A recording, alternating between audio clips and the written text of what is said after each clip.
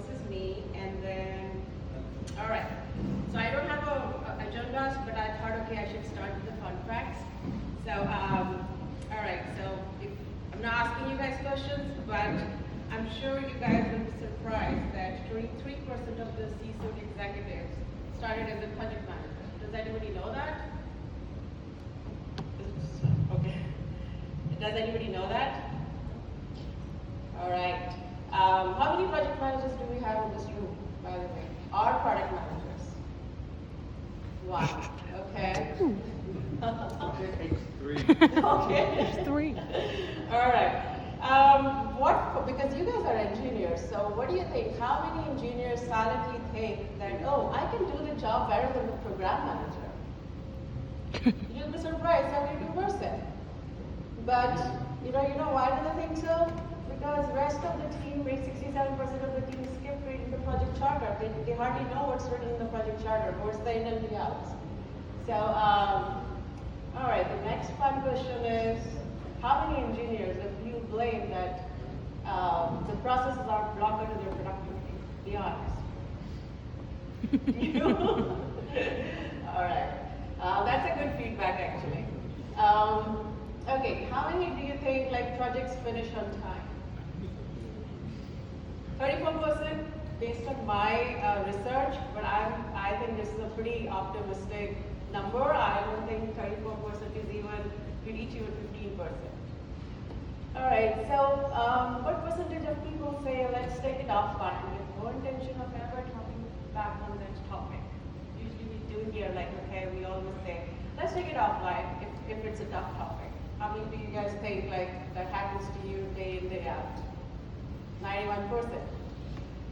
All right, so next one is how many quick syncs end up in a full-time meeting? I think the full-time meeting now is the new norm for the quick sync is 30 minutes. Like the moment someone tells me, oh, this is a quick sync, I know it's going to take 30 minutes. All right, last but not the least, how many teams believe their project would finish faster if they remove just one recurring meeting? What do you guys think? All right, so that was pretty fun facts, which I have accumulated over my career. Okay, so most of you are engineers, and I believe you guys know what is PMO, but still I wanted to do a little bit of a touch base on this topic, whoever does not know what exactly is PMO. So there are many different nomenclatures of term called PMO. Some call it as a project manager, program manager, portfolio manager, center of excellence, operational team. But there are many different nomenclatures, as you can see the percentage-wise, and the mostly known is the project management office. So all I can say a PMO is it's like a container or a department which enables the execution. So now comes to the next. So this is a pretty familiar thing that you guys must have seen in your organization. So what happens and why I chose this topic, let me take a step back. Why I chose this topic is PMO is, what happens is PMO is known for the execution. So whatever the decisions and the prioritizations and the strategy are being made by the executives. They are in a separate room, they come and, because you guys are engineers, they come and tell you, okay, what to do. You do not have a say, what should we do, how can we do, and what should we not do. What's gonna be, it's like not a coordinated effort. So that's what the PMO is in today's world, and that's how it has been. It has always been a linear, you have been told what to do. And PMO is the one kind of, a center, middle party or the connective tissue which connects the business or the executives to the execution team. So they kind of bring both the teams together, but still there's no connectivity. There's no single vision, no single strategy, no single mission. This is pretty much, every company has a different structure of PMOs. I just wanted to tell you how the PMO can become more and more complex, and how, So there can be PMOs where any organization can have a one PMO or a multiple PMO based on the divisions, based on the LOBs, line of business, and to implement the strategy. But the concept is still the same, where the vision flows from top to down.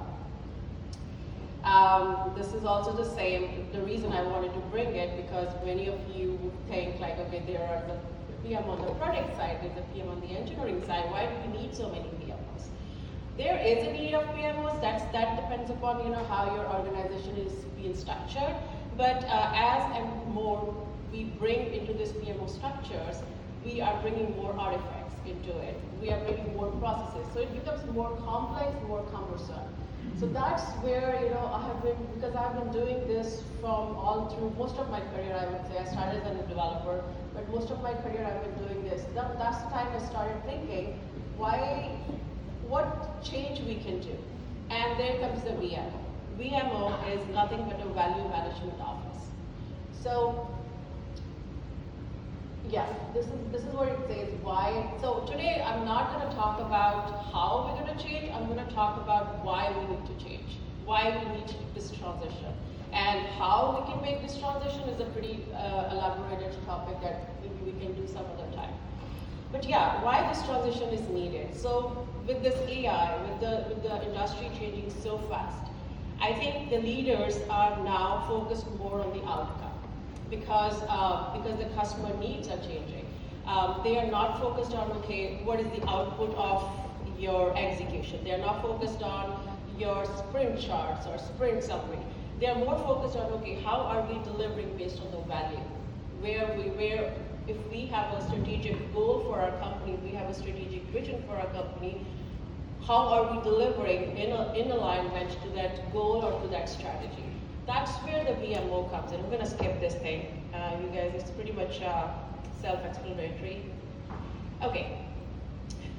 This is what I wanted to highlight, these 4 bullets. The VMO bridges the gap. So how VMO operates is, that is also a kind of a department. You can vision that that's a department, but it brings everyone together. It brings the executives together, it brings the architects together, it brings the value stream managers together, it brings everyone. So everyone in the room has a say towards what is the common goal, common vision, common strategy for the company, and the entire company works towards that.